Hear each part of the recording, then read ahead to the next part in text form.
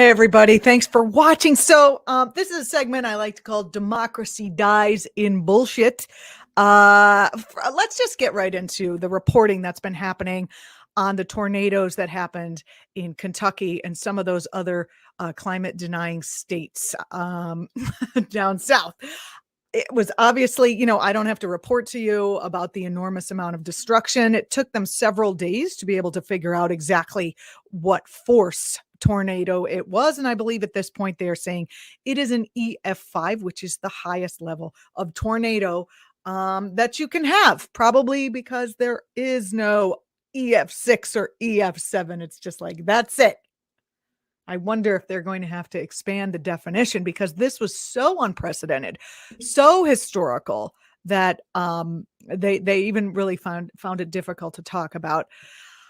Let's start with our first image, Giancarlo.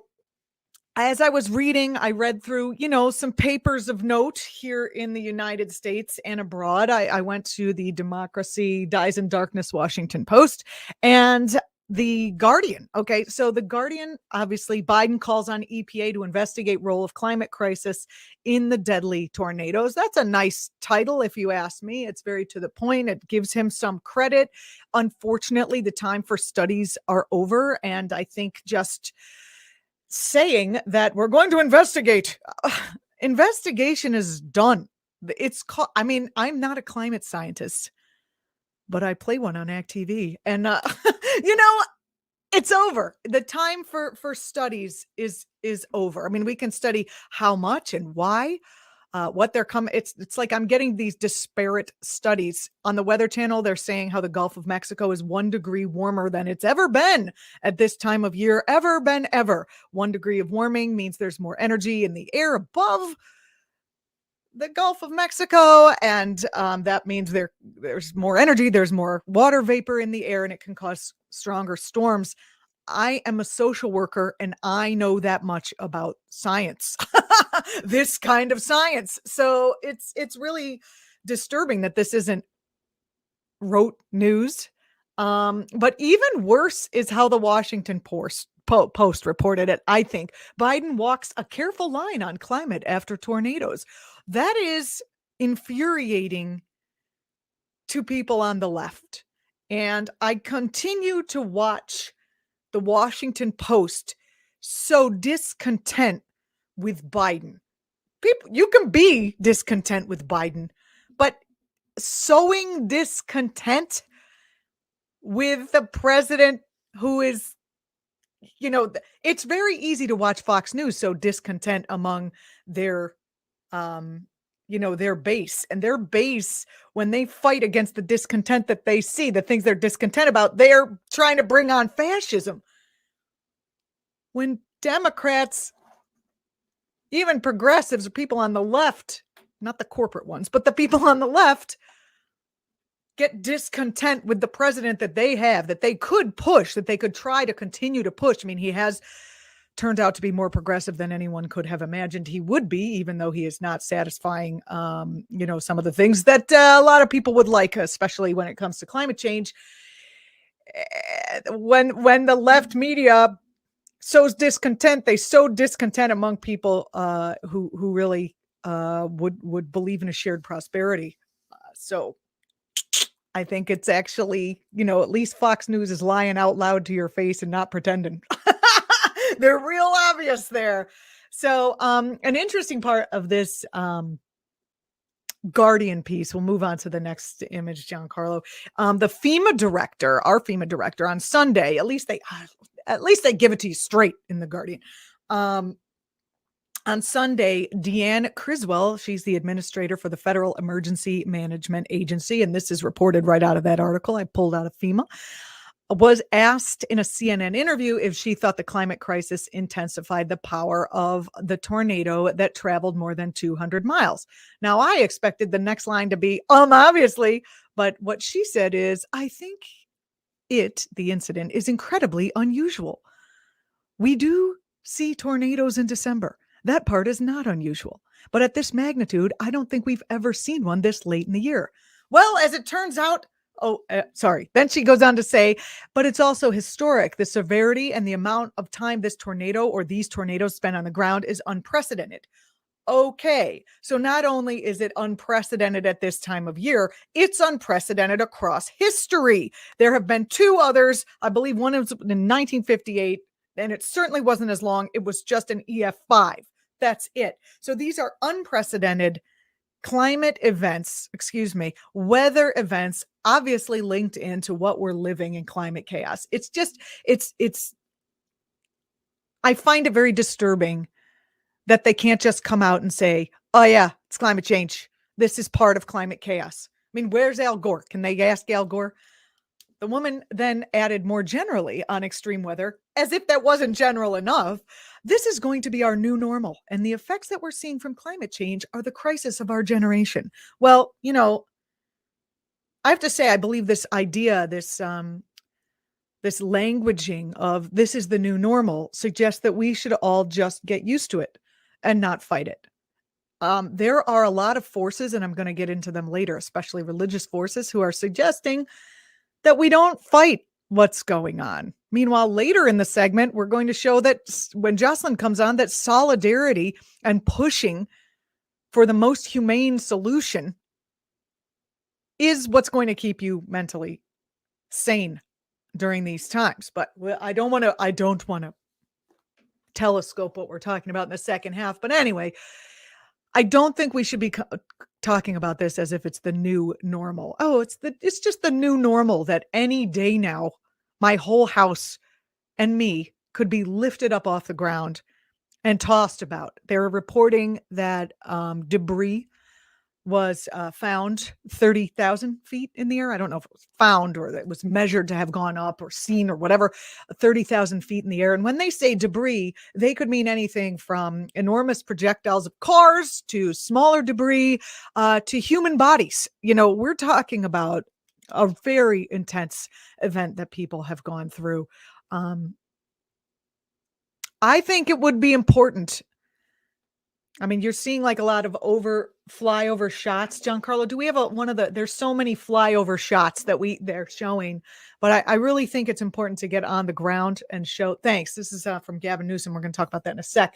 Just flyover shots of destruction. I think it's important to get down to the actual level of the nitty gritty of what we're seeing here. People have to be able to see themselves in the shoes of the people who this happened to. Everyone says it's not going to happen here. Oh, wildfires, that's in California. Especially the people we would like to start getting on board with this. Gavin Newsom from California. The people of Kentucky are waking up. This is a tweet. The people of Kentucky are waking up to absolute devastation this morning. Our hearts are with them and the states across the central U.S. that were impacted by this terrible tragedy. California stands at the ready to aid and assist with any response and recovery. That is very magnanimous of California. I do not remember Mitch McConnell of Kentucky, who, by the way, in his floor speech yesterday, did not mention climate change at all. That's to be expected from him.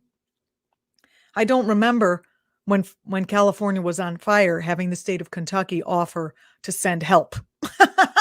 I don't think they did. In fact, my lesser nature was like, why should you do that, California? They would see you burn, okay? You can yell at me in the comments. I'm trying to stay in my higher nature for this. Yeah, I don't know. It's a good question. That's a whole nother show. How can you be a person of conscience and still go high while the other people go lower, as the Obama administration said they were going to do? I think they said when they go low, we go higher, right? It's a good idea until they gun you down. Anyway, next slide, Giancarlo. My GC in the back. He's fabulous. Also, I just wanted to say that Gavin Newsom, he texted, this is on a separate issue. We're going to come back, but it bears pointing out. He made a big deal and a splash when he said, and if you can't read, I'll read it for you. SCOTUS is letting private citizens in Texas sue to stop abortion? ? Exclamation point. If that's the precedent, then we can let all Californians sue those who put ghost guns and assault weapons on our streets. If Texas can ban abortion and endanger lives, California can ban deadly weapons of war and save lives. Pretty great. Ooh, I haven't seen a Democrat show some cojones like that in quite some time. That's very interesting. Of course, the NRA shows up and they go absolutely ballistic. Put out a big red tweet with big reds, the color of blood, actually, which I think is fitting. NRA says, the NRA statement on Newsom's political gun control stunt. Governor Newsom misunderstands the actions of the Supreme Court and the limits of his war on lawful gun ownership. His promise to run roughshod over the Second Amendment is little more than political theater. Well, while these NRA people would be happy to run roughshod over precedent in our Supreme Court. Interesting. Yeah, I like it. He woke up the beast, right? By saying this. This excites me very much. Yeah, I guess I'll keep my eye on what he's doing. What are your thoughts? Put them in the comments and Giancarlo will read them to me if they're not absolutely horrendous. All right. I can see him in the background like, no, it's all horrible. Do not. Okay. Yeah, last week we actually caught the eye of some right-wing trolls. And so there was a lot of right-wing trolly comments that I took as a personal compliment. Like, this person is a liberal nut. Most people are just sharing their experiences. What do you got there? What do you got, Giancarlo? Angel Maria puts in chat, the tornado in Oklahoma back a few years ago swept for around 100 miles or so. Does anybody remember that? Many people died. Also, we had earthquakes and tornadoes in the Northeast. I've been on Earth 55 years. I lived in the Northeast 55 years. I've never seen anything like it. Yeah. Yes. So I think we can all believe. Thank you for those comments. I appreciate it. I think we can all believe, what we're seeing. I don't understand why we need a news media to be like, something's going on with the weather. It's pretty obvious if you look outdoors. Obviously, we're going to talk about this in a moment. The factory workers were threatened with being fired if they left before the tornado because there were warnings out. The employees say several actually died. There was quite a few injuries. There's capitalism for you. It's rough. It's no good. I don't even know what to say about this. It's just like it speaks for itself. I know candles are very, very, it's a high demand time for candles this time of year. Candles are what you get people that you don't really know that well, but you want to give them a gift and you figure candles, right? In high demand. And people died because the company would not close down for one evening. What needs to be said? You can put it in the comments and Giancarlo will read it. All right. I'm going to move on to the next. Oh, actually, yeah. So, okay. I want to check in with what the right wing is doing. I have Brian Kilmeade from Fox News. This is how they're putting it over there. They're talking about this being an extreme weather event. I am sorry to make you sit through him talking, but I did want to point out that his last name, Kilmeade, sounds so much like Kill Me, which is exactly how I feel after I listen to him. Here he is. Meanwhile, everyone's immediately talking about climate change being the cause of this, which really amazes me, is because you can't explain every natural disaster and say, well, this is about climate change. And the New York Post writes in their editorial today that there's no science that backs up a tornado in December is unlikely, and it's not usual, but it doesn't necessarily have anything to do with climate change. Wow. How interesting that they would pick up. Did he say the New York Post? He would pick up a newspaper owned by the same company that owns his channel and quote it as if that's a different newspaper, as if that's a different propaganda organization. Wow. I mean, we must be really, really stupid to think. Anyway, there is science. He also said something that's very misleading. You can't think every natural disaster is climate change. Yeah, but this one is a climate disaster. Okay, I'm not thinking that the volcanoes that are all going off in tandem, I'm thinking it's weird, but I'm not thinking that it's climate change because it's not about the climate. But this one is about the climate. In fact, Brian Kilmeade, the climate is a holistic system. It's not like one thing can happen that's related to climate change over here and something else can happen that's not related to climate change over here. Everything that happens in the climate has been touched by climate change because we're in the middle of it. That's it. There's no more. It's, it's a zero sum issue. Okay. So Brian Kilmeade basically is making the point without really saying the word Lord Jesus Christ that these reverends have been making across the board. And I've been doing a deep dive into the internet, which is anyway, I've been doing a deep dive into the internet into what some religious organizations are, how they're portraying this, what they're thinking about. And I've got Reverend Hagee. We talked a little bit about him and his church and the history there a couple weeks ago because they were into some other malfeasance. But here he is. I think he really sums up the evangelical point of view on climate change. Let's take a listen. The weather events that are taking place in the world today are a result of environmental impact of global warming, that emissions from factories and sorts of things are the reason why there's mudslides and the reason why there's hurricanes and tornadoes and earthquakes and all of these various situations. That's incorrect. The Bible says that whenever we approach the coming of the Lord Jesus Christ, that there would be strange weather patterns. So we have a decision to make. Do we believe what an environmentalist group says and choose to live in a world where we're attempting to make everything as clean in the air as possible? Or do we believe what the Bible says, that these things were going to happen, and that rather than try and clean up all of the air and solve all the problems of the world by limiting factories, we should start to tell people about Jesus Christ, who is to return? Where do I start? Where do I start, Giancarlo? I see you back there. All right. So again, he did the exact same thing that obviously is in the right-wing playbook, where he says that earthquakes and mudslides are due to climate change. Well, mudslides may be secondary to climate change, because if it rains so much that it destabilizes a mountain, then yes, a mudslide can be secondary to climate change. But they're making, they're drawing these conclusions that climate change scientists are definitely not drawing. We're not saying earthquakes are due to climate change. That's absolutely insane. And then he's got, well, if you ask the Bible, and I have to say, I'm not used to being like, well, what does the Bible say about science? Maybe some people are, and, people do consult this.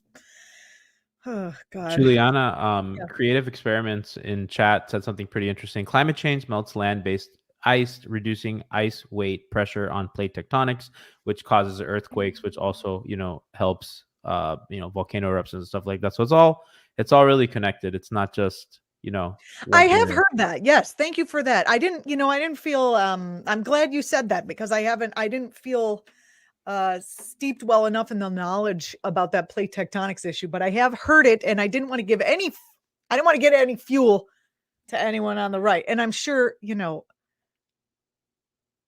that's not why they're saying it. They're not like, let's look at the science behind plate tectonics and then we'll they're not doing that. But yes, that's a very good point, and I thank you for making it.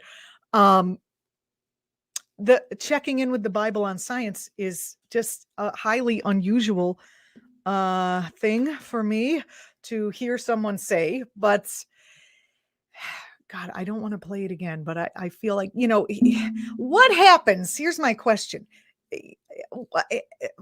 I don't understand what Jesus, I don't even know.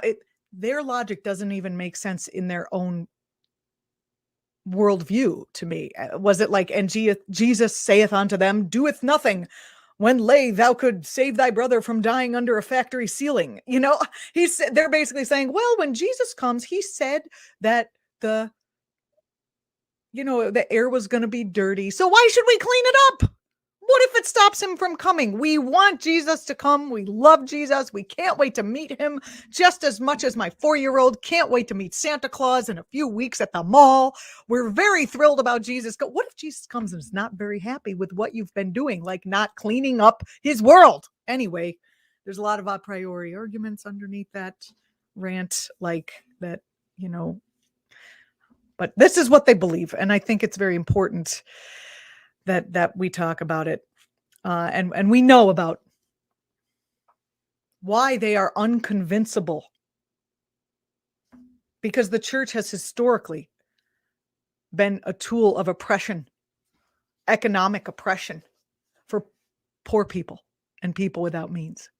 I mean, it's insane. These people believe that in suffering is good because it means you get closer to Jesus. Like Mother Teresa had sick children alone and starving in her tents. According to Christopher Hitchens, by the way, remember, I missed that guy.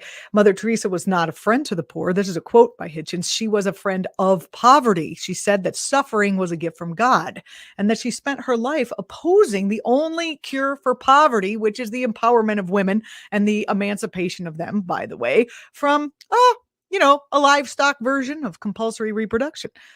Many more people are poor and sick because of the life of Mother Teresa, by the way. Even more will be poor and sick if her example is followed. She was an absolute fanatic, a fundamentalist, fraud. Insane. Mother Teresa opposed contraception and abortion. She was just, and still is, the enemy of women's rights. And so she's been championed, she's become the Excalibur for the Catholic Church's war on women. There's this idea of suffering for Jesus. She allowed suffering in her institutions with such depressing regularity that one would assume she was sure suffering in the name of Jesus was a good thing. Insane. Okay. She is saturated basically with a primitive fundamentalist religious worldview that sees pain and hardship and suffering as an ennobling experience and a beautiful expression of, affiliation with Jesus. I don't get that. Can't you have a beautiful expression of affiliation with Jesus by enjoying the creations of God? I don't get it. Hitchens also reported that in an interview with Mother Teresa, she herself talks about a patient suffering unbearable pain from terminal cancer that was in her care. And with a smile, she told the camera what she told the patient: "You are suffering like Christ on the cross. Jesus must be kissing you." And apparently unaware of that response, the sufferer said, "Then please tell him to stop kissing me." Oh, anyway. Well-meaning people donated money to Mother Teresa, we'll remember, and her organization, and they thought they were helping people, but the donations often went to help Mother Teresa's order of nuns hurt people rather than help them. Hundreds of hours of research was done, and a lot of it was, I don't know if you heard about this, cataloged in a book published in 2003. And we're talking about climate change. We're talking about the attitude that underlies why so many religious right folks do not care to believe in climate change. There was found a cult, and Mother Teresa actually brings out this thought system perfectly, this cult of suffering. And that was in the homes run by Mother Teresa's organization, which was called the Missionaries of Charity. There were children tied to beds with little or no comfort to dying patients, except maybe some aspirin. This researcher said that Mother Teresa took her adherence to frugality and simplicity to extremes, allowing practices like the reuse of hypodermic needles and tolerating primitive facilities that required the patients to defecate in front of each other. Meanwhile, they had the money to not have that happen. Western audiences didn't care about whether a third world city's dignity or prestige had been hampered by an Albanian nun, said the researcher. So obviously they may be interested in the lies and charlatans and frauds that are going on there. Very interested. And, the Catholic Church is making her a saint. And they believe that that's okay. They believe in the suffering. So that's where we are. I have story after story after story, but just reading them to you is kind of making me sick. We're talking from these churches, thousands of years of disempowerment programming that the adherents have gone through. The sheeple.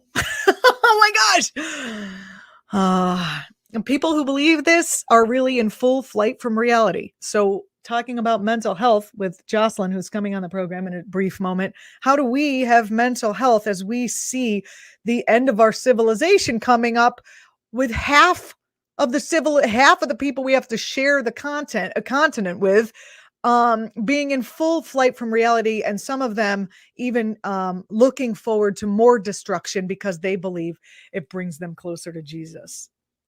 Don't know. It's going to be rough. I don't want to forget anything that I prepared for you, but this reminds me of the story when I saw the Pope Francis, who, gotta say, Pope Francis out there going, we should probably take care of each other, and climate change is a thing, and, maybe we don't want to let our democracy slide into fascism. Okay. There's a lot to say about that. You can put in the comments and Giancarlo will read them for me. But I went to see the Pope when he came to New York City. He was in here. I have a picture of it. Giancarlo's going to put it up in a second. I have a picture of this is from the media, but I went and I was standing not too far from where this picture was taken. As you'll see, there are hordes and hordes of people there. There were hundreds of thousands, I would imagine, of people there. The entire park was shoulder to shoulder. And it was such an interesting experience. We got there very early, stood there all day, and the Pope came through on this little Pope mobile you see here, bulletproof, because, hey, you never know. And the people that were standing around me, most of them were there with like prayer cards, pictures of people they wanted intercession from the Pope. They wanted the Pope's special popely powers to ask God for a special favor to cure this sick person. And I'm thinking, if all of these people would just show up for Medicare for all, for a rally for that, we would not need to bring pictures of the Pope, pictures to the Pope in his one swing through town to hope that maybe somehow this person could get the kind of care that they deserve and be healed through the miracle of modern science. I'm not saying don't believe in some sort of spiritual healing. That could work too, but let science work. I'm getting tired of having to share the planet with people who are out of their freaking minds. Who's with me? Anyway, my final thought. So I've talked about what the right did as they cover climate change, which is totally expected. But, I just wanted to point out so that we're all aware of how intermingled it is with this Jesus is coming soon. Let the apocalypse reign. We're not going to do anything to help our brother or sister or child because Jesus. I'm not really sure how we're going to deal with that. You can put what you think in the comments. And I dealt with the left and how they're like, well, Biden has said he's going to commission a study, which makes people even more mad. We certainly would like him to come out and say, obviously, can't we just quote the scientists who are saying, obviously this has to do with climate change? I just said that, so you can quote me.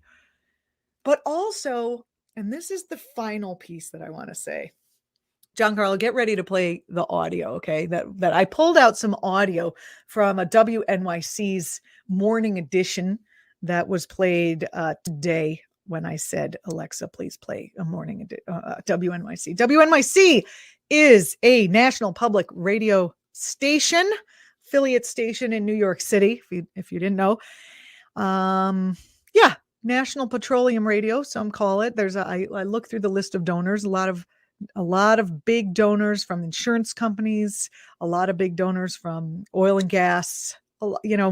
Most of the money for NPR actually is privately donated. Only 10% comes from federal or state subsidies. So keep that in mind. National Public Radio is actually National Private Radio. National Corporate Radio, maybe they just changed the name. But they try to do what's considered neutral reporting, right? They just give you the facts. And I think they should do their neutral reporting a little bit differently. Here is the weather report, the literal weather report that they played today. Your forecast now, sunny with a high near 52 today, partly cloudy with a low around 37, and then cold tonight. Mostly cloudy and partly cloudy and low around 37, as we said, and then mostly cloudy and 52 tomorrow. 46 and sunny now. I mean, the guy cracks me up because he's just like, it's going to be 57 degrees today, mostly cloudy. They should fix this. Anyone doing weather anywhere should have to put what it normally is this time of year. It's 57 degrees outside. Normal high should be around 39. So enjoy this unseasonably warm, beautiful day before all the climate chaos leaves you homeless. This is WNYC. Cold tonight, low around 37, which is normal for this time of year in this latitude. So we've got that going for us. You know, things like that. If you report insane things as natural, with a neutral voice, you are making it the new normal, back to what I said at the top of the show, and you're just putting people back to sleep who might otherwise get up and try to save their own hide. I'm Julianna Forlano. You've been watching Act TV. Stay with me. In the next segment, Jocelyn McCurdy-Keats talks with me about how people are dealing or not being able to deal with everything that's happening as our climate continues to crumble around us, and what we can do to maintain our own mental health. Stay tuned.